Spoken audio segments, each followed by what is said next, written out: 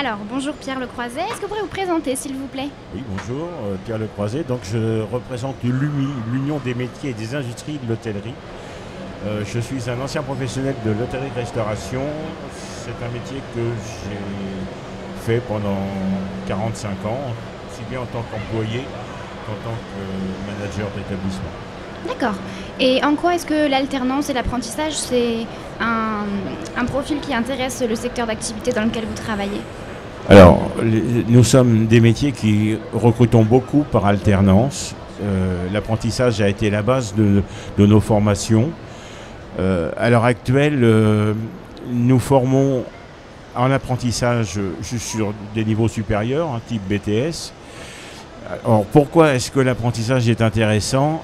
Il est intéressant parce qu'il plonge les gens directement dans le milieu de la profession, dans l'ambiance de ce qu'est un métier, dans l'ambiance d'un établissement. Ça permet, peut-être, c'est un peu compliqué au début, parce que le passage de la vie scolaire à la vie professionnelle, il y a une grande mutation là qui se fait. Donc, vous savez que nous sommes le seul métier à l'heure actuelle qui formons les maîtres d'apprentissage. Pour pouvoir signer un contrat d'apprentissage avec un jeune, nous avons obligation d'avoir une formation, une formation tuteur pour former les apprentis. Et est-ce que vous pensez que l'alternance est une voie d'excellence? L'alternance est une voie d'excellence. Elle est une voie d'excellence au même niveau que les autres voies. On met souvent, on veut qu'il y ait un combat entre l'alternance et la formation initiale. C'est un peu dommage parce que moi je trouve qu'elles sont complémentaires. Elles n'amènent pas tout à fait au même dessin de métier. C'est sûr. On va être plus pratique quand on fait de l'apprentissage, plus généraliste quand on fait une formation par le biais d'un lycée professionnel. C'est deux approches différentes, mais toutes les deux doivent mener à l'excellence et à une carrière professionnelle. C'est sûr. Est-ce que vous pensez que l'alternance permet de prendre en maturité pour l'élève?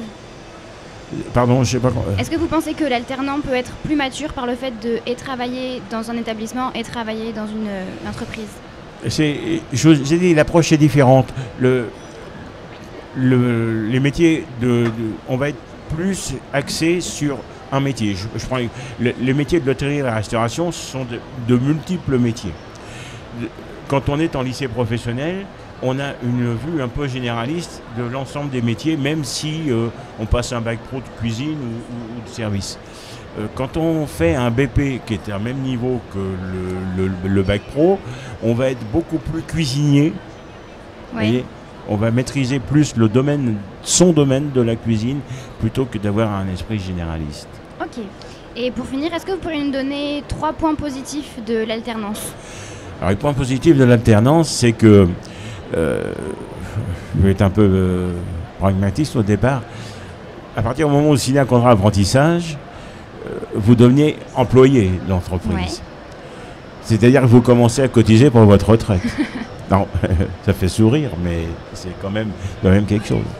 L'apprentissage, c'est aussi un salaire tout en apprenant. C'est sûr.